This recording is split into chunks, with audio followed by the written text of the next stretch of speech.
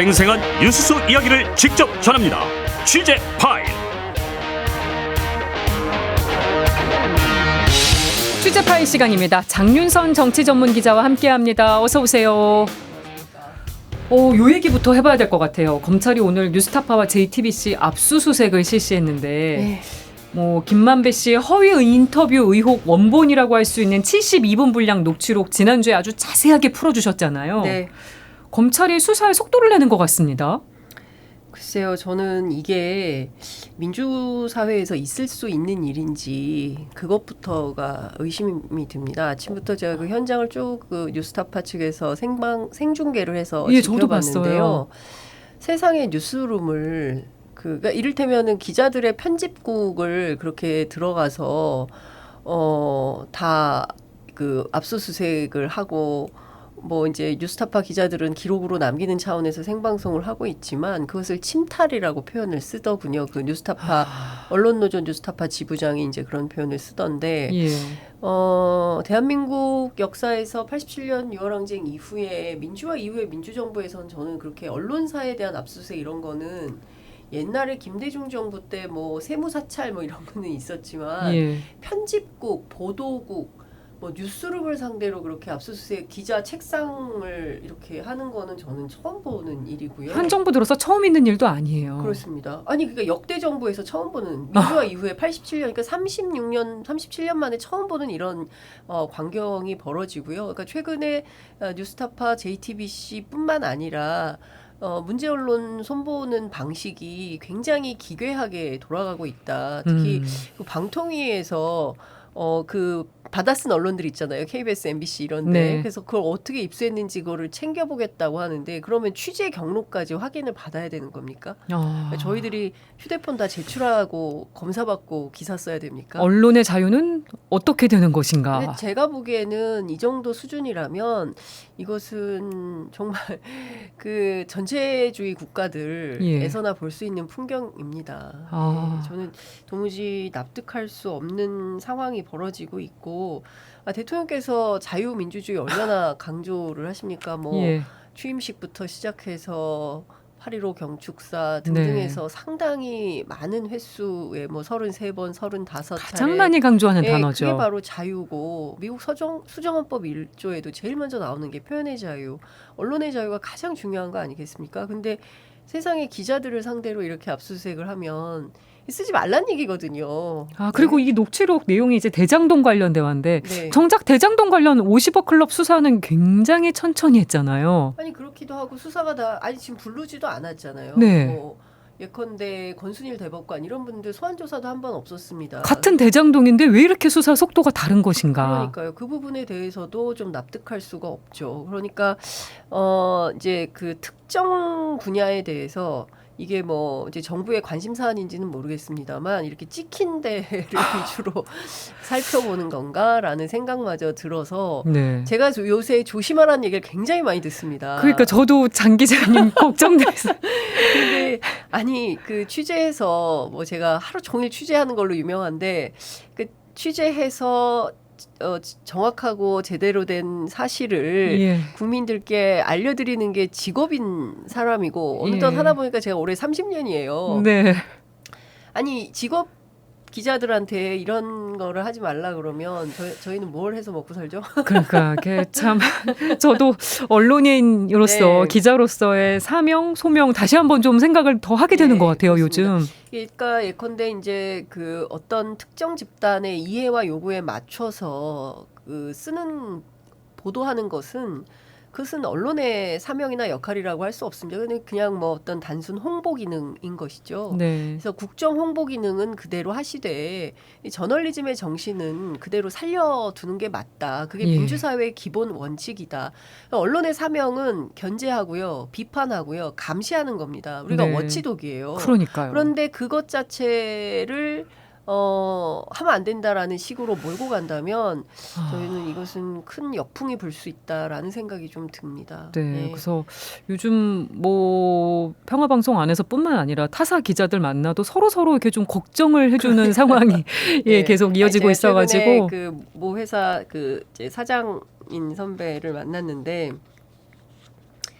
이 본인은 이제 과거를 겪었기 때문에 기자들이 좀 더 세고 날카롭게 기사를 썼으면 좋겠다라고 예. 판단하는데 후배들이 안 움직인다는 거예요. 그래서 물어봤대요. 왜 더 세게 안 쓰냐 했더니 기자 개인을 상대로 한 소송이 너무 많아서 경우에 따라서 본인한테 닥칠 어떤 소송 때문에 상당히 중립적 보도를 하려고 한다는 거죠. 움츠러드는 거예요. 그렇죠. 그러니까 그 자체로 자기 검열을 하게 되고 보도의 기능이 축소되게 되는 건데 이게 기자들 스스로 왜냐하면 예전에는요 뭐 언론사를 상대로 한다거나 아니면 언론사 대표를 상대로 한다거나 뭐 이랬어요. 근데 이제는 기자 개인을 찍어서 손배소를 제기하지 않습니까? 오늘도 봉지욱 기자가 또 포함이 됐더라고요. 그러니까요. 아. 그러니까 뭐 봉지욱 기자, 그 다음에 한상진 팀장, 뭐 이런 사람들 뭐 자택에 대한 압수수색, 그 다음에 회사 뭐 다 싹 다 이제 뒤져보는 건데요.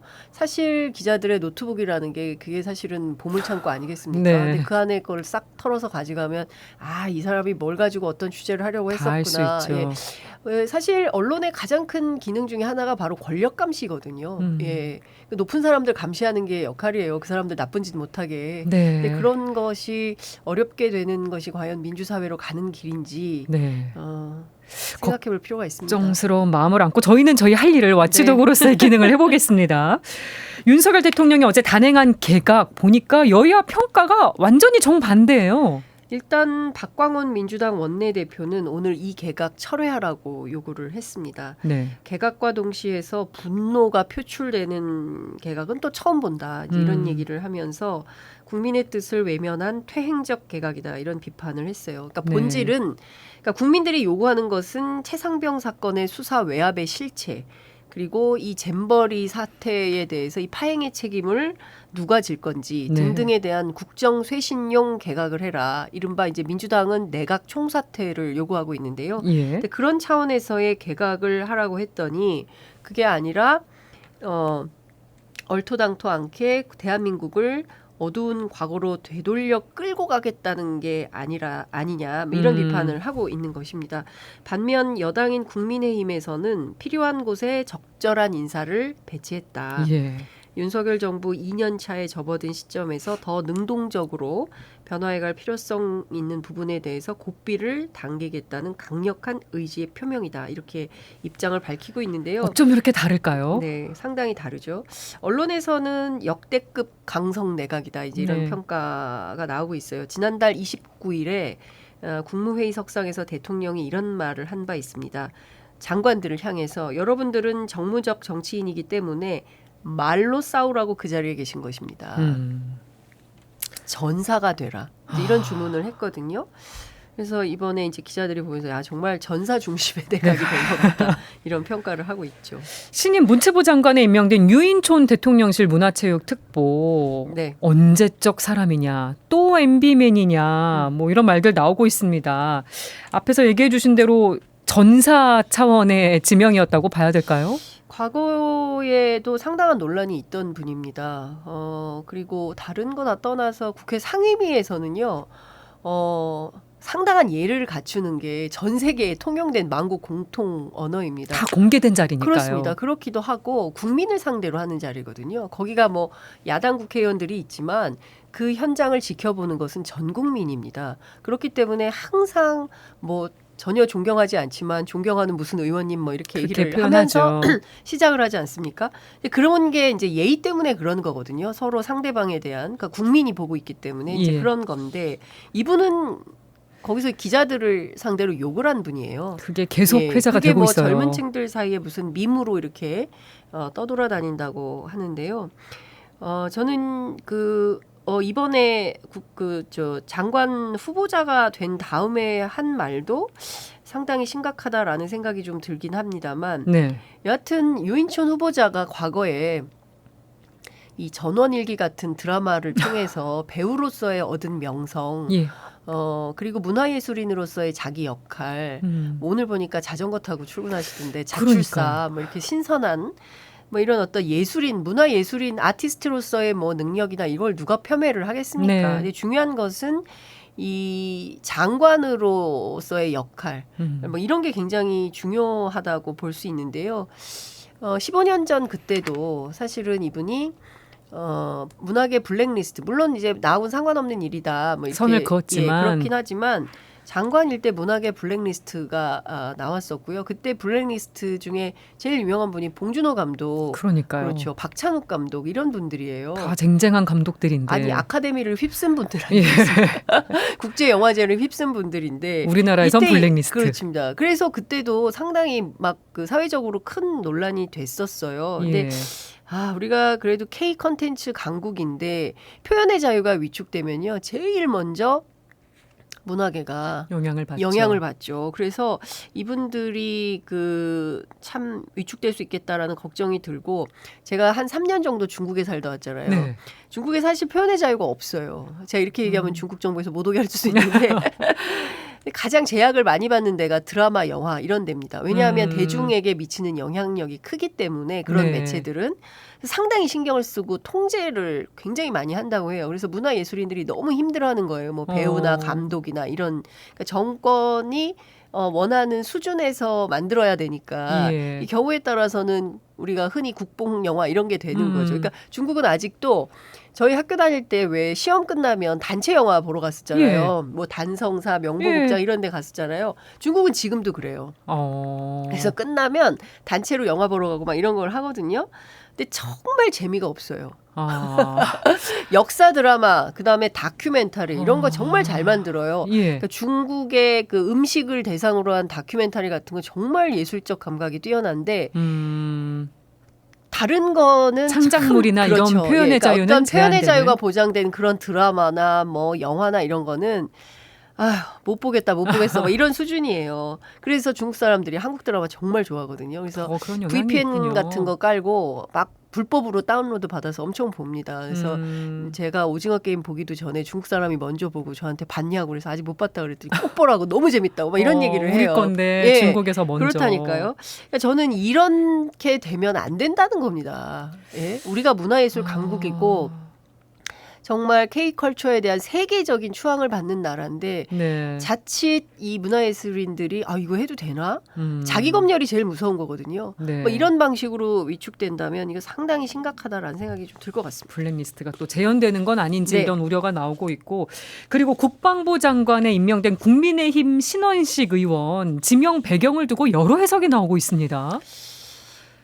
저는 참 삼성 장군 출신이고 합참 차장을 지냈습니다. 네. 전역하고 나서 정치할 생각이 있으셨던지 전광훈 목사 등이 이제 주최하는 극우 집회에 많이 출연을 했어요. 그리고 보수 유튜브에도 많이 나갔는데 상당히 민주주의 근간을 흔드는 몰 역사적인 발언을 해서 제가 보기에는 인사청문회 통과하기 매우 어려울 것 같다라는 발언이 생각이 근데 좀 한두 듭니다. 개가 아니더라고요. 너무 많은데요. 저는 가장 심각한 게 바로 12.12 군사 쿠데타를 옹호한 발언입니다. 아니 나라를 구해야겠다고 생각해서 나왔다고 본다. 이런 얘기를 해요. 그리고 5.16 군사 쿠데타도 혁명이다. 네. 이승만 박정희 전 대통령은 기적을 이뤄낸 모세다. 반대로 문재인 노무현 전 대통령은 간첩 악마 이런 표현을 쓰고요. 예. 2016년 촛불혁명은 반역이고 그때 시민들 굉장히 많이 나가셨습니다. 예. 반역이고 2019년 태극기는 헌법이다. 그리고 문재인 전 대통령을 향해서는 거의 욕설에 가까워요. 뭐 예. 말을 옮기기조차 방송에서 언급할 수 없는 표현을 그런 했더라고요. 표현을 거의 무슨 북한에서 자주 쓰는 그런 욕설 같은 그런 그 모욕적인 발언을 했습니다. 근데 이런 원색적인 비난을 민주당과 문재인 전 대통령 측이 그냥 묵과할 수 있는 일인지 예. 잘 모르겠는데 어쨌든 본인은 국회의원이 되기 전에 제야 투쟁가로서 격한 얘기를 한 것이다. 이렇게 해명을 하고 있는데요. 이거 말고도 문제적 발언이 되게 많은데 네. 사실 이 홍범도 장군 흉상 이전, 철거 이전 논란 이 출발이 신원식 후보자예요. 최초 제안자죠. 그렇습니다. 작년 9월 국정감사에서 자유시 참변 얘기를 하는데 이런 얘기를 합니다. 자유시에서 거의 1,500명의 독립군 씨가 마르는데 주역이었다. 홍범도 장군이요. 근데 사실 근거가 없습니다. 뭐 소련군이 된 이분을 굳이 흉상을 세우고 육사에 만들라고 했는지 의문이다. 이런 주장을 했는데 예. 어제 51개 역사단체가 자유시 참변과 관련돼서 기자회견을 열고 밝혔습니다. 이것은 전문가들이에요. 역사 네. 학자들이 어제 서울대에서 이런 기자회견을 했는데요. 역사학계는 다양한 자료를 비교 분석해서 자유시 참변의 기본 성격이 통합 방법을 둘러싼 독립군 부대들의 내분이었음을 밝혀냈다. 사망자를 낳은 무장해제의 책임은 고려혁명군 지휘부에 있었으며 홍범도 장군은 유혈 사태를 우려했고 무장 해제에 가담하지 않았다 이렇게 밝혔어요. 이게 전문가들의 얘기인데. 그렇습니다. 그런데 이런 거를 지금 신원식 장관 제대로 알고 얘기를 한 건지 인식은 다른 거죠. 그렇습니다. 그러니까 뭐 이런 등등의 이것만이 아니에요. 그리고 제가 사실은 제일 안타까운 게 이분들이 한 얘기 중에 제가 참 가슴이 아팠던 게 정부의 왜곡으로 대한민국 국민의 자랑인 평민 의병장, 대한독립군 대장, 북로정일 제1군 사령관 홍범도가 부관 참시당했다. 이제 이렇게 얘기를 했는데요. 저는 참 이 대목에서 정말 너무 가슴이 아프더라고요. 예. 이거 말고도 최상병 순직 사건의 수사 외압과 관련해서도 상당히 심각한 발언을 했어요. 손잡고 가다가 웅덩이에 푹 빠져서 그러니까요. 안타까운 죽음을 했다. 이게 8명이나 책임질 일이냐 이런 주장을 했어요. 근데 지금 아직 사실관계가 어떻게 되는지 수사 중입니다. 진상규명이 다 안 됐는데. 안 됐습니다. 그리고 지금 추가로 기자회견하면서 새로운 사실들이 나오고 있는 상황이에요. 이 문제에 대해서 이렇게 단정적으로 얘기하면서 임성근 사단장을 포함한 8명에 대해서 과실치사 혐의로 입건하는 게 맞냐 이렇게 문제 제기를 하고 있고 심지어 박정훈 전 수사단장에 대해서 뭐 삼류 저질 정치인의 길을 걷기로 작심한 거냐 이런 비아냥을 했습니다. 그래서 제가 보기에는 현실을 상당히 상황을 좀 다르게 인식하는 상황인 거 아닌가라는 생각이 좀 들어서 좀 답답한 측면도 있는 것 같습니다. 이런 인식을 가진 분이 이제 국방장관에 지명이 됐으니 이게 네. 진상규명이 수면 아래로 가라앉는 거 아닌가 걱정하시는 분들도 있어요. 그래서 관련해서 제가 오늘 취재를 해보니까요. 오늘 박대령 측이 공수처 고발 사건과 관련해서 아침부터 밤 10시까지 조사를 받기로 했다고 합니다. 지금 예. 확인해 보니까 참고인 자격으로 조사를 받고 있다고 하고요. 공수처가 상당히 적극적이라고 합니다. 검사, 네. 그러니까 한 수사관이 와서 그랬대요. 검사님 잘 만난 줄 아세요? 이렇게 얘기를 했다는데 그렇게까지. 공수처 안에서 상당히 의로운 검사가 이걸 맡은 모양입니다. 전 잘 모르겠는데요. 어떤 예. 분인지. 여하튼 그 얘기를 하고 있고요. 여하튼 이 공수처 트랙은 하나가 있고요. 그리고 나머지 트랙들은 다 살아있는데 첫 번째 정기국회 중이지 않습니까? 네. 그래서 국정감사 증인으로 출석해서 국민보고 형식으로 박정훈 대령이 증언할 수 있도록 하겠다라는 게 이제 민주당의 방침입니다. 네. 그리고 또 하나 군인권센터가 국민청원 5만 명을 받아가지고 국정조사 요구를 해놨어요. 그거는 국회가 속도를 내야 될 일이고요. 예. 그다음에 뭐 해임이냐 탄핵이냐 논란이 있었는데 이것은 수면 아래로 가라앉은 것 같고요. 특검에 집중하기로 한 것 같습니다. 그러니까 네. 패스트트랙을 태우게 되면 180일이니까 뭐 조만간 하면 그 내년 3월경에 이제 특검을 하게 되는데 예. 거부권 행사할 수도 있으니. 그렇죠. 행사할 수도 있는데 그때 정세를 봐야 될 것 같습니다. 근데 국민적 요구가 너무 높으면 대통령이 수렴하지 않을 수 없을 것 같아요. 수용하지 않을 수 없을 것 같아요. 근데 들리는 소문으로는 행사할 거다 거부권을 이제 이런 얘기가 주변에서는 들리고 있기도 합니다. 그런데 네. 어제 최상병과 함께 그때 그 내성천 수색 작업을 하다가 함께 물에 빠졌다가 이제 최상병은 생존한. 실종되고 이제 본인은 이렇게 간신히 구조됐던 A 병장의 어머니가 기자회견을 어제 열었습니다. 네. 그 임성근 사단장을 업무상 과실치상으로 공수처에 고발을 했는데요.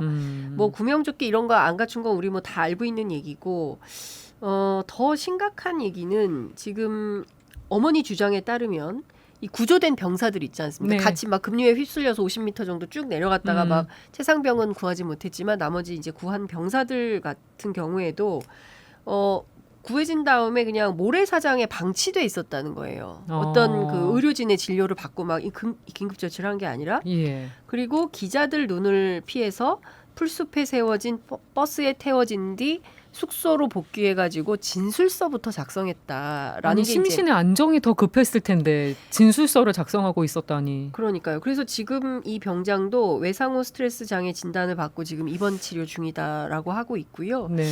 임성근 사단장이 도덕적으로라도 한 번은 와봐야 되지 않습니까? 이 생존 병사들한테 단 한 번도 찾아오지 않았다는 겁니다. 네. 그리고 사과나 위로도 없었다는 것이고요.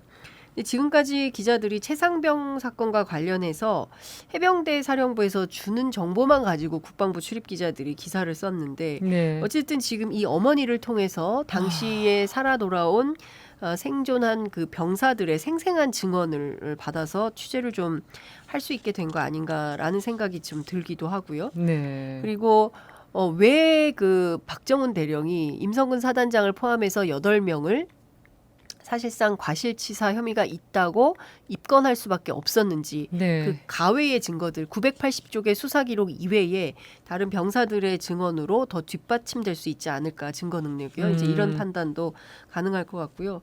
또 하나 나온 게 지난주에 경북경찰청이 포항 해병대 1사단 한 10시간 정도 압수수색을 한 바 있는데요.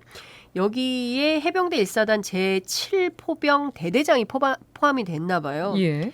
그런데 대대장 측에서 어떤 얘기를 하고 있냐면 이 경찰 수사가 모든 책임을 대대장인 자기에게 지우려고 하는 것 같다 이러면서 이제 반발을 했다는 겁니다. 왜냐하면 임성근 사단장이 수중수색 명령을 내린 과정이 영장에 반영돼 있지 않기 때문에 그러면 대대장 당신 책임이다. 이제 이렇게 가는 것 같다라는 것이죠. 그래서 이와 관련해서도 이 대대장이 당시에 무슨 일이 있었는지를 직접 증언하게 된다면 예. 이것 역시도 최상병 순직 사건에 어떤 일들이 벌어졌는지 사실 확인하는데 중요한 증거가 될 것 같습니다. 네.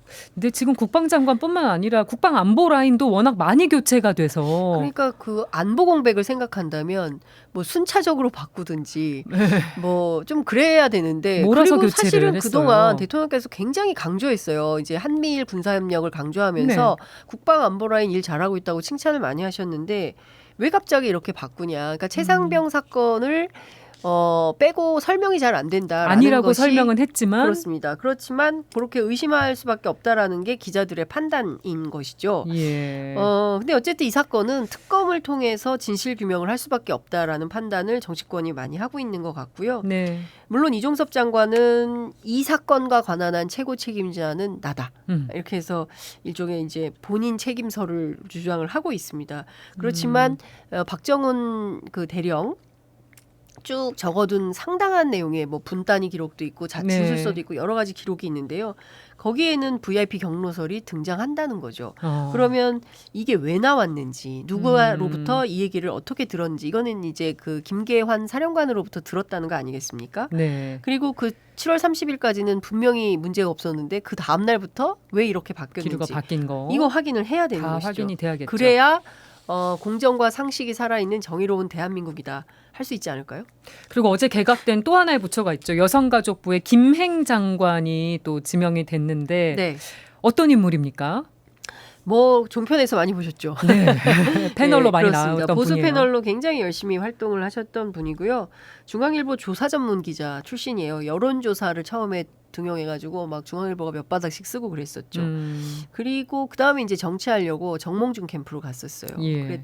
거의 대변인을 했고 그다음에 박근혜 정부에서 대변인을 했고 그다음에 국민의힘에서 이제 비대위원을 했습니다. 저도 뭐 개인적으로 친하거나 알고 지냈던 사이는 아니고요. 그 패널 토의했던 뭐 여러 보수 패널도 있지 않습니까? 근데 그분들의 평가가 매우 강성이다. 그리고 상당히 친윤이다. 뭐 이제 네. 이런 평가들을 합니다. 물론 이제 오늘 그 출근길 첫 일성은 김건희 여사와의 관계 뭐 20년 지기설 뭐 이런 얘기가 네. 있었는데 이건 사실이 아니라고 분명히 명토 박아서 얘기를 했습니다. 근데 여튼 이제 장관으로서 어떤 역량을 발휘할지가 굉장히 중요하고 인사검증 시간에 그런 네. 내용들이 역량이 어느 정도인지 확인이 될 수가 있겠죠. 근데 문제는 오늘 뭐 드라마틱하게 엑시트하겠다라는 표현을 썼어요. 그걸 어떻게 이해해야 될까요? 뭐 이제 폐지가 공약된 부처여서 그렇다고 주장을 하는데 저는 여가부 공무원들 입장에서 보면 이분들은 참 황당할 것 같습니다. 예. 그러니까 정부의 어떤 그 이제 5년마다 바뀌는 정부인데요. 이 정부 부처가 여성가족 정책을 안 할 수는 없습니다. 그러니까 네. 이름을 바꿀 수는 있을 것 같아요. 뭐 예. 여성가족부였다가 뭐 가족 여성부로 한다거나 뭐 양성평등부로 한다거나 뭐 이제 이름은 바꿀 수 있지만 그 저출생 고령 사회에서 해야 되는 일들은 정말 많거든요. 예. 오죽하면 미국 그 어떤 그 인류학자인가요? 막 대한민국 망했다고 머리를 쥐어짜지 않습니까? 예. 근데 0.78명에서 0.6명대로 떨어진 거 아니겠어요? 더 근데 중요한 기능이 될 수 있는 부처인데. 그렇습니다. 그러니까 근데 이 저출생의 문제를 비단 여성만의 문제로 볼 수는 없어요. 그리고 이것은 우리 사회가 공동의 책임으로 어디부터 어디까지 뭐 교육 문제부터 시작해서 뭐 경제 문제, 일자리 여러 가지가 이제 정말 복합적으로 해결해야 되는 중차대한 과제이긴 하지만 네. 그럼에도 불구하고 그 중심축에는 여성가족부가 있을 수밖에 없고 어떤 그런 사명을 가지고 여성가족부로 오신 공무원분들도 계실 텐데 네. 이분들이 상당히 혼란스러울 수 있겠다. 첫날부터 이거 없앤다라고 어. 하니까 말이죠. 그래서 예. 그런 측면은 좀 고려가 부족했던 발언 아닌가 싶기도 합니다. 네. 그리고 어제 또 눈길을 끄는 일이 있었는데 김기현 국민의힘 대표가 박근혜 전 대통령을 예방했는데 네. 윤석열 대통령의 말을 전하면서 마치 대통령 특사 같은 느낌이었어요. 그 뭐죠? 오래되지 않았습니까? 그래서 사실은 뭐 국민의힘 취재하면 아유 뭐 우리 대표가 뭐 자력으로 당선된 분이 아니지 않습니까? 그리고 뭐 누가 봐도 친윤이 그렇습니다. 명백한 뭐 유승민 대표죠. 대표도 못 나오게 하고 나경원 의원도 못 나오게 하고 다 찻대고 포대고 막 이렇게 해서 만들어진 이제 4%짜리 후보를 이제 대표로 만든 뭐 당선시킨. 이런 상황이기 때문에 뭐 그 사람들도 다 알아요. 그러니까 네. 무슨 그 힘 있는 대표가 아니다라는 것이고 그래서 아니 느닷없이 그 박근혜 대통령은 왜 만나러 갔습니까? 이렇게 물어봤더니 여러 가지 얘기가 나오는데 첫 번째는 지금 친이계가 득세하고 있지 않습니까? 전부 이명박 정부 사람들이지 않습니까? MB맨들. 그렇습니다. 그런데 국민의힘은 전통은 이 친박이 있는 거죠. 그 박정희 대통령부터 쭉 이렇게 했던. 예. 그래서 그 친박 달래기용이다라는 얘기가 하나 나오고 있고요.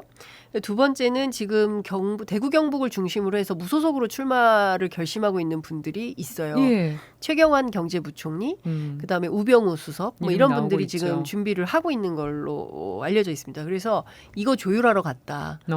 무소속으로 나오지 말고 들어와서 경선합시다. 근데 그분들이 받을지는 모르겠어요. 근데 여하튼 네. 이제 요런 거. 그다음에 이제 그 세 번째는 단결. 보수 대통합. 네. 뭐 빅텐트 뭐 이제 이런 얘기들을 하고 있는 건데요.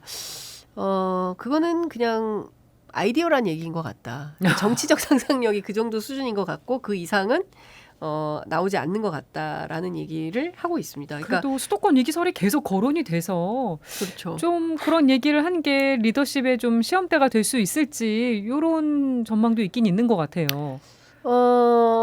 근데 그게 지금 뭐 구체적이더라고요. 그러니까 조정훈 시대전환 대표, 그 다음에 양향자 뭐 무소속 의원. 아니요. 저기 국민의희망인가요? 국민의희망 뭐 창당을 미래희망인가? 했죠. 예, 창당을 해서 그 대표죠.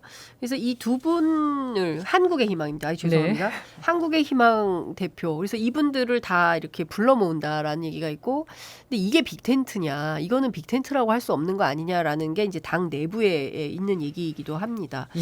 그리고 또 하나는 내년 총선이 명운이 걸렸다. 이것은 민주당도 그렇고, 근데 저는 이렇게 아니 물론 이제 정치부 처음 가면 국회 가면 이제 국회의원들이 웰컴 투 정글 이렇게 합니다. 정글에 오신 것을 환영합니다. 이렇게 네. 시작을 이제 정치부 기자를 처음 시작을 하게 되는데 그래도 이렇게까지 막 극단적으로 상대에 대해서 혐오와 뭐 이런 거, 그러니까 어쨌든 이재명 대표만 하더라도 벌써 15세 보름째 굶고 있는데 그러니까요. 이게 출구가 있을지. 그러니까요. 그렇기도 하고 뭐 아니 면전에 찾아가서 해야 되지 않습니까? 근데 최고위 회의에서만 그냥 발언으로만 했더라고요. 그래서 그 갈 거냐 말 거냐 때 안 간다. 이제 이런 거지 않습니까? 그래서 저는 정치가 너무 그 뭐라고 해야 됩니까? 너무 좀 왜소화. 그러니까 넉넉하고 좀 따뜻하고 그리고 서로에게 좀 도움이 되는 방향으로 그건 뭐 진보도 그렇고 보수도 마찬가지입니다. 네. 그러니까 보수도 보수 담론과 같이 해서 진보도 진보의 담론과 같이 해서 정말 우리 사회의 발전을 위해서 어떤 방향으로 노력할 것인가를 치열하게 논의해야 되는데 이게 뭐 죽기 아니면 살기로 막 이렇게 극단적으로 대립하는 정치가 계속되니까 정치 혐오만 커지는 거고요. 예. 국민들만 참 안타깝게 됐다. 민생이 없지 않습니까? 지금. 그러니까요. 예, 그런 답답한 생각이 좀 듭니다. 답답한 현실입니다. 취재 파일 장윤선 기자와 함께했습니다. 잘 들었습니다. 네, 고맙습니다.